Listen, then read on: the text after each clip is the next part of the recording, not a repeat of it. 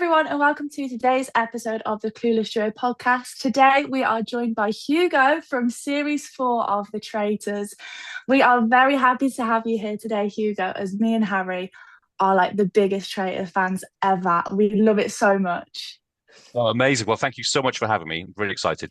We have lots of questions for you today. So, Harry, would you like to start? I'm going to start this question we ask every single one of our guests. Some of them have never had one ever, and they better have had one by now. But what's your Chinese order? Oh, I love a cheeky Chinese for a treat. It's look, we're definitely starting with crispy duck, and I'm not sharing. I want a quarter of a duck to myself. If we're sharing, it's got to be a half or a whole one. And then sweet and sour chicken, but Hong Kong style, so not with all the sort of dough and all the batter, but without that, and maybe even a little bit spicy. And then prawn crackers just to keep me going in case I run out of steam. Egg fried rice, definitely for the carbs. And then if I'm being healthy, the sort of Chinese broccoli, the bok choy or the pak choy, something green. It can't all be beige food. But I love a Chinese. Okay, so let's get into Traitors. What would you have done with the money if you won? Well, I did not want to keep the money if I was lucky enough to win, because you guys probably know I've got a day job where I'm a lawyer and you really can't get paid for actually lying on national television. So I thought if I was lucky enough to win, I would give it to a human rights charity called Amnesty International. And then, yeah, that way the money could have gone to a good cause. So yeah, I didn't get anywhere near winning the money, but there was no pressure to kind of win it on me. And I think actually, as the show went on, you could see for some people the money would have been life changing. So at least for me, I didn't really have that pressure because I was going to give it all away anyway. Yeah, and aren't you doing a marathon for them as well? Yeah, would you believe so? No Chinese before Sunday.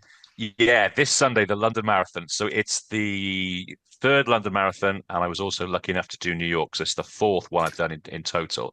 But Wow. 26.2 miles. So strangely, we're now in the week where you're not supposed to do much exercise. You do have to eat lots of beige food, so you have to get lots and lots of carbs in, but nothing spicy, nothing interesting. So I think, yeah, we'll wait for the Chinese until Monday, I think. When I did London the first time, I was just taking loads of selfies of, Putty Sark and the Parliament. And when I did New York, literally you go over five different bridges and you could tell the British people because we just stopped on every bridge. We're all kind of taking selfies. Anyway, I'll try and focus on getting round this time. I hope you do really well. We wish you all the best. It's a great cause. I think it's brilliant what you're doing. Um, Thanks. who do you think played the best game in the Traitors? Well, obviously the two that got there, so Rachel and Stephen were so well aligned. They played the optimal game. Whereas if you look at the other traitors, me and Fiona, I hope we were entertaining, but we were not exactly under the radar. There was nothing subtle. The two Welsh traitors were kind of out there, really passionate, really loud, really dramatic. And I think Stephen and Rachel were the opposite of that. I think they were very clever, very Yeah, quiet, and they won it right. So they are the best. But if you look at the on the other side of it, obviously Harriet was really onto something first with me, and then with Rachel, she was really onto Rachel. So Harriet's probably the super sleuth. And then the underdog, the sort of dark horse, was Jess. Jessie, bless her, was really on the money, but people didn't listen to her. So I think mm, those two other traitors, and then those two on the faithful side, they played so well, and it was interesting to watch. Because after I left the castle, I didn't know what was going to happen. I didn't know they don't tell you what's going to happen. You have to watch it. So yeah, I was on the edge of my seat. because wasn't Stephen like toying between if he was going to stick with Rachel or like take the money for himself? Yeah, Stephen definitely had that option right at the end. He could have just gone for it alone. But I think he did the right thing and he came out of it so well. Now, whether Rachel would have been quite so kind, I think Rachel was really, obviously, she's a lovely human being. We're all friends, Sid's, but she was really cold and calculating and clever. So I wonder if Rachel would have been quite so kind, to Stephen. We'll never know. Maybe they'll both be Ooh. reunited and they'll go back on again under the sort of Traitors All Stars or something. We'll see. That Yeah. What would really, you have done? Would you have took the money for yourself? Well, yeah, and you know what? I think you've got to have an eye to what happens the week after, the month after, the year after. And Stephen, as you've seen, I mean, he should be a sort of fashion icon slash fashion superstar commentator. And that's what he seems to be doing. And I think if he'd been really mean, at the end, maybe that wouldn't have helped him in his life after the Yeah. castle. So the same with me, really. I think if you got to the end, and like I said at the start, I wasn't going to put the money in my pocket anyway, so I don't think I would have been too greedy, actually. What was your favorite part about being on the Traitors? Oh yeah, no doubt, because I was into amateur dramatics, like showing off in public. And I love opera, so I love Phantom of the Opera and then all the modern ones, Evita with Rachel Zegler and all those. I just love drama and musical theatre. So for me, the favorite part was when Claudia gives you the cloak. If you're an original traitor, if you're an OG, you get the cloak, right? And then that was like really in the dark hours of the morning and you're in this castle, you're outside, there's smoke everywhere. And then the very same night they did the filming where the original three green cloak traitors were in the castle gardens walking around with a lantern. Then there was another moment when I had to walk around the corridors when it was late at night and it was just me with the lantern and again smoke everywhere and it's so atmospheric and so dramatic. So yeah, for me going on the show, I mean the name of the game is the Traitors, so my dream was to be a traitor. So when I got tapped on the shoulder, I was just so glad. And then yeah, all the dressing up and showing off, I really like that. Who was like your favorite person in the castle with you? Well, we're all still really good friends, and we're allowed to say that we've got. When I say we're allowed to say, we've obviously all signed NDAs, non-disclosure agreements. So we can't say everything, but other people have said, and it's true. We're all on a big WhatsApp group. So would you believe it? There's a WhatsApp group for Series 4, and we all make sure we're okay. And it's just, I mean, Stephen's been on various podcasts and interviews and said it's a great big love in. Really, we're just we were all thrown together in a really difficult experience away from home and it's so intense. You're in a really immersive environment, and I think that kind of brought us all together. Yeah, anyone who's watched it on Uncloaked, I was on Uncloaked with Ben, and it was ironic because obviously I murdered him. And he said he thought I was a traitor, and had he stayed, he would have banished me. And then he said on Uncloaked, he would have banished me twice. And I said, well, I would have murdered you twice. But I'm sure everyone watching that would see that we really get on. And anyone who follows us on social media, we've had a couple of pints on the south coast where he lives. If I'm down there, and then the other cheeky chappy is Adam, the Essex ghost hunter. And I've done a couple of bits and pieces of work in Chelmsford, and we've met up.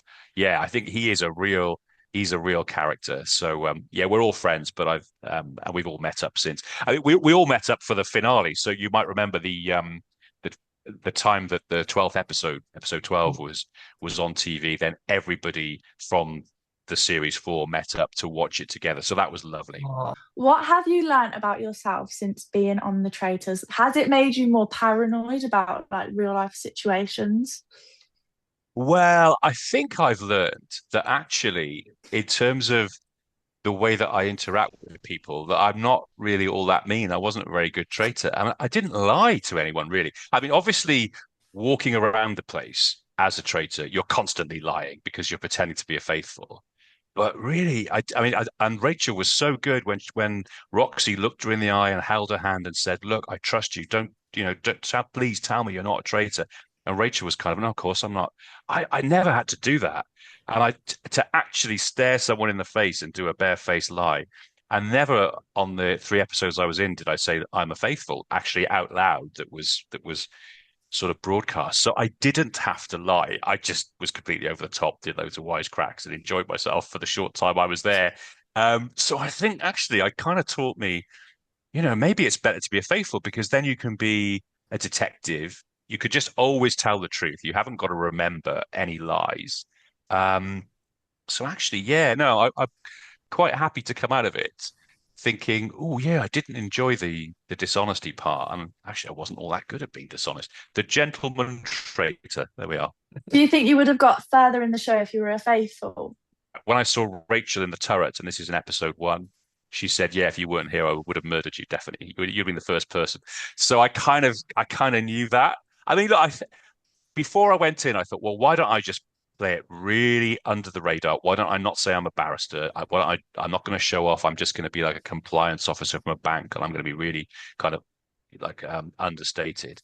I thought that's not going to be fun. You want to do jokes, you want to mess around. Yeah, and look, there were some super faithfuls, so there probably wasn't enough room in this series. You got Harriet, who's kind of super detective, and then, as I say, Jesse. So there were two really good faithfuls. So there wasn't much room there, I don't think. Yeah. Would you ever do the show again if you got given the opportunity? And like, would you change anything you did? Yeah, I think a lot of us would do the show again. And also, if I could have found the secret traitor. So if you think about it from my point of view, the three green cloaks, we knew there was a red cloak out there. And just once I thought it might be Fiona at breakfast, she said, "Now, what did Ben say before he was murdered?" And I thought, oh my goodness, you know exactly what he said. But nobody really went with it, and we didn't really spot her. So yeah, that's my only regret really is not finding the secret traitor. But that's not going to happen again. I don't think they're going to do that again because it was a wonderful Yeah. kind of twist this time. But people have seen that, so maybe there'll be another twist next time. Yeah, because obviously at the breakfast table, when you were like, whoever has done that is beyond mean, did Yeah. you know that would get you in trouble? Like, because everyone after that, they were like, It's Hugo, it's Hugo. Yeah, that was way over the top, wasn't it? I say about Phantom of the Opera, that was like too big for the Royal Albert Hall because you're kind of at breakfast. Well, what I was doing was I was interrupting Fiona. In fact, it was just after she said, "Now, what did Ben say before he was murdered?" I thought, hang on a minute, it might be you.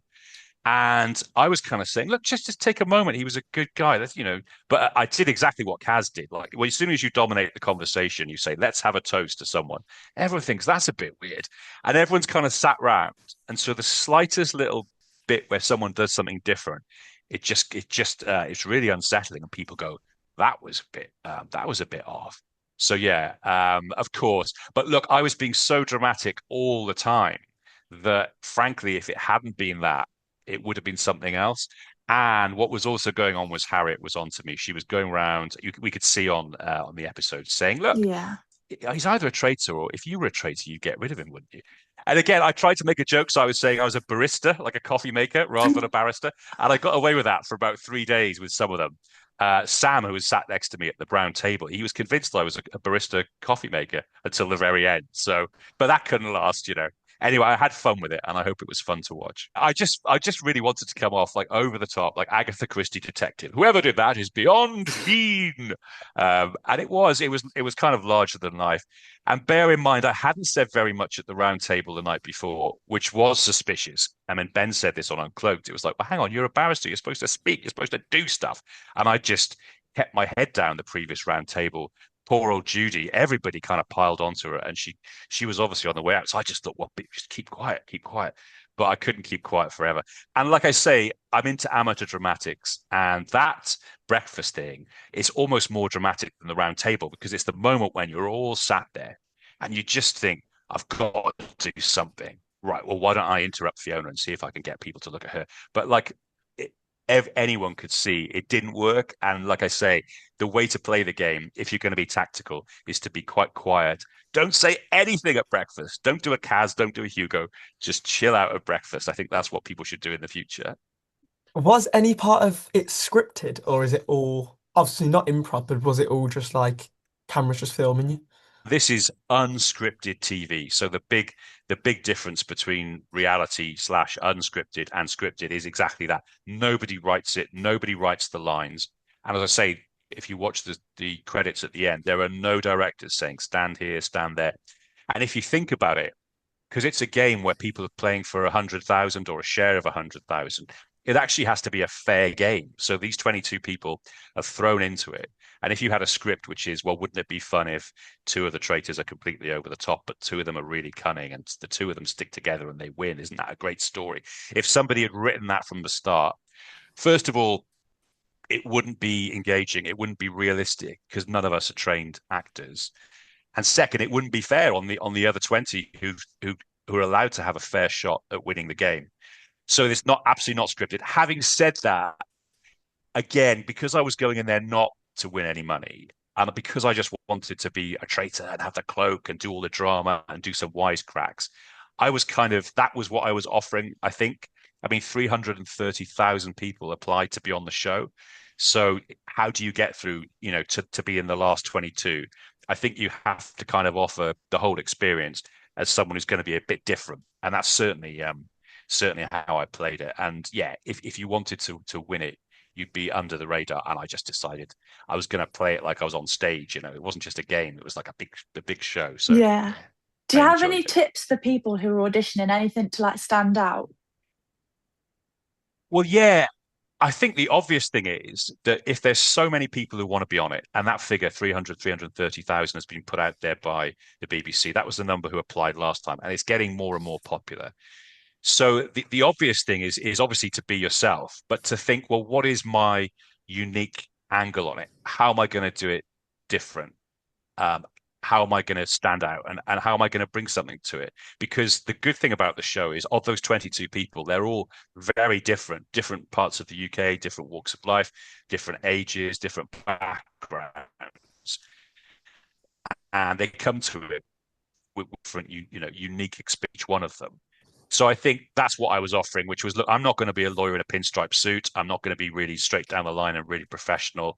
I love amateur dramatics. I love opera.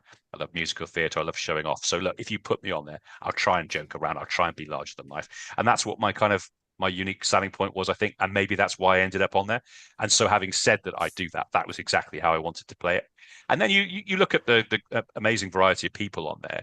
You probably won't find someone who you are exactly like, but it is useful to think, okay, well, am I a bit like this person and a bit like that person? Can I kind of pitch myself as, the next Alan Carr or the next Jesse or the next Stephen or the next Rachel, whatever. So that Cool. brings me on to my next question.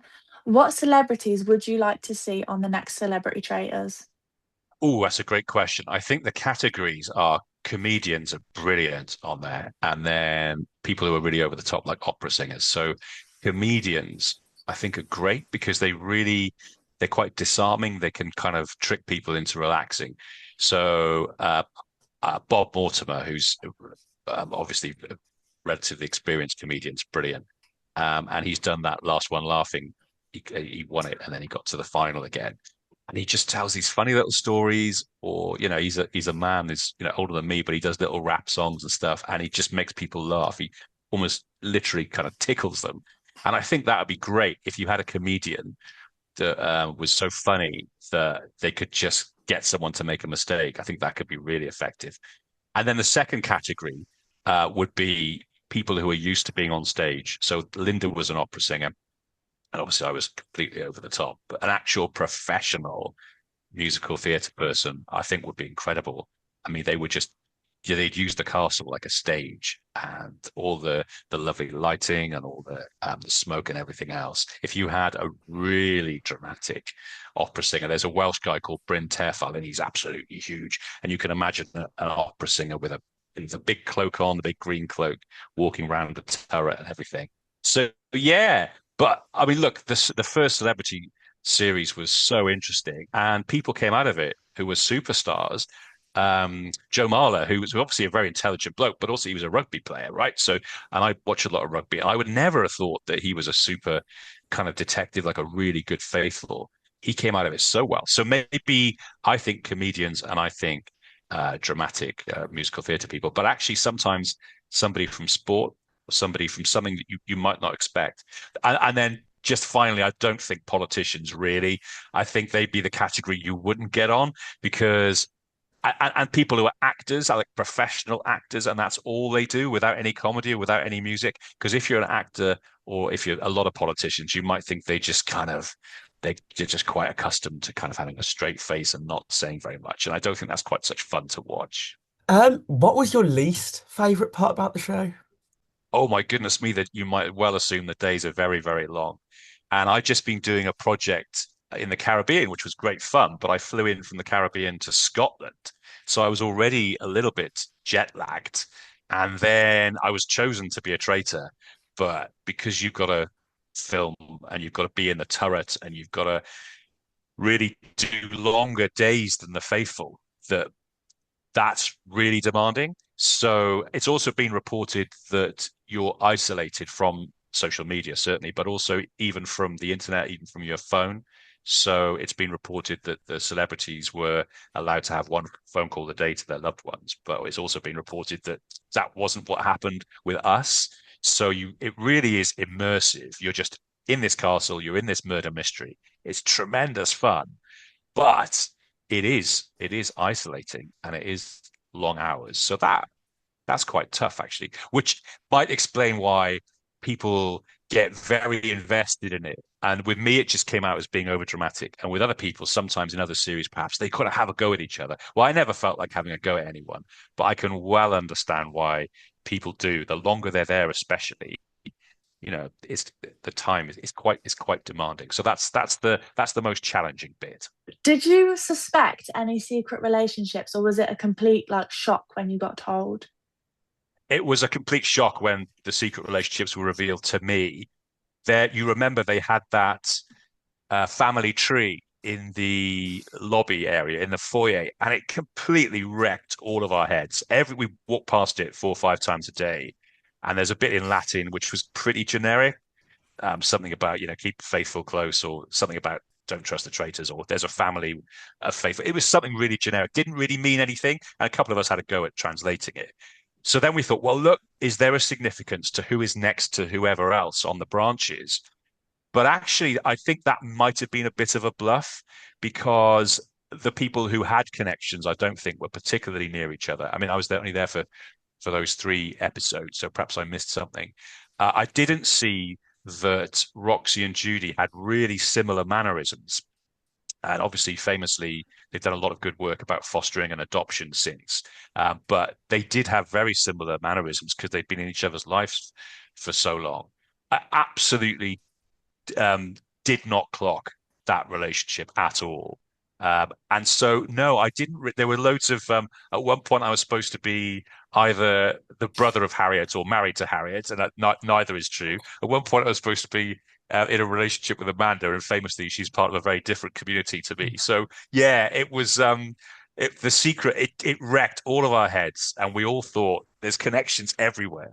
But weirdly, if you look at the way the photographs, the portraits are on the wall in the breakfast room, Fiona's right in the middle. And I think looking back on it, that's a bit of an Easter egg, because she was the secret traitor who had all the power right from the start. Ah, So bang, she's in the middle. So that's the only thing I thought, oh God, yeah, there was a clue there. And yeah, as between Ross and Ellie was on my list as a possible suspect for being the secret traitor, because there was something a bit reserved about Ellie, but I think maybe she was just keeping quiet. And looking back on it, I don't remember ever seeing her and Ross really interact. So perhaps they were keeping a distance. So I didn't catch that at all. And finally, what's life been like after The Traitors has aired? Oh, it's been such good fun to have been on the Traitors, and people are absolutely lovely. So when I'm in the UK, I'm based in London, so I'm on the tube, I'm on the bus, I'm on the train, and a couple of times a day, someone will just look at you. And when it was actually on TV, people would just say, "Oh, can I have a selfie?" Absolutely, yeah, no problem. And as the weeks have gone past, people just sort of come up to you and say, "Oh, were you on The Apprentice?" I go, "Did you watch anything else this year?" They go, "Oh, Concentrators."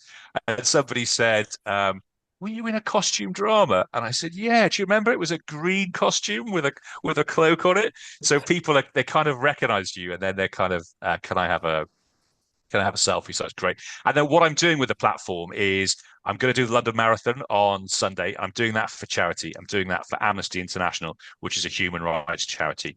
So again, if I can use the sort of 15 minutes in the spotlight just for that, and we'll see what happens next. I'm hopeful of doing. I mean, I think I'd be quite well suited for pantomime, because I was completely over the top at breakfast and yeah. all the rest of it. So there's a couple of options maybe to show off on a stage again. And I've always wanted to go to the Edinburgh Festival. I don't know if you know, there's a fringe festival where people go up and they do kind of comedy and messing around and stuff. So I'm hopeful that I might be able to do something in Edinburgh. But everyone has been so lovely about it. And I think that's the thing about the Traitors, that it's got such a loyal fan base. People are just really into it, and they're just really excited to bump into someone they've seen, whether they're in a cloak or whether they're not. Yeah, it's been great. Oh, obviously, you've mentioned you love musicals. I have to ask, because I'm a big musical theatre fan as well. What is your favourite musical? Well, the most recent one I saw was Evita with, as I say, with Rachel Zegler, and she was amazing. I don't know if you got the chance to see it, Evie, or maybe you I've didn't see it seen the this time. TikToks and it looks amazing. Yeah, and the unique thing was, as you know, she came to play "Don't Cry for Me, Argentina." She did that to the street. So Yeah. everyone's paid whatever they paid to be in these seats, but she comes and does it on the balcony, and you're just walking past or whatever. And I was lucky towards the beginning of the run. A mate of mine said, "Yeah, she's doing this song for free for people walking past." So I saw it, and then thought, "Well, I need to see the rest of the show now." So I managed to get a couple of tickets for the last night. And can you imagine how big that was? Because it had been running for weeks and weeks and weeks, and then there was this final night. So yeah, that was really, really stunning. And they're going to take that production, I think, to New York. So that's going to run and run and run. Yeah. Yeah, so I like that. And then Phantom of the Opera, I've said before, I kind of modeled myself in the castle on this guy going around being dramatic, and a chandelier falls down. And at the end, I don't know if you remember the story of Phantom of the Opera, but he's really beaten and he doesn't win and he doesn't get the girl or anything like that. And then right at the end, he's really defiant. So I thought, yeah, I'm a traitor. So yeah, I basically modeled myself on Phantom of the Opera, and I enjoyed it. But I don't think Phantom of the Opera is ever going to win the Traitors. No. That has been it for today's episode. Thank you very much, Hugo, for coming on. We really appreciate it. So yeah, thank you for watching. See you all next week. Bye. Bye.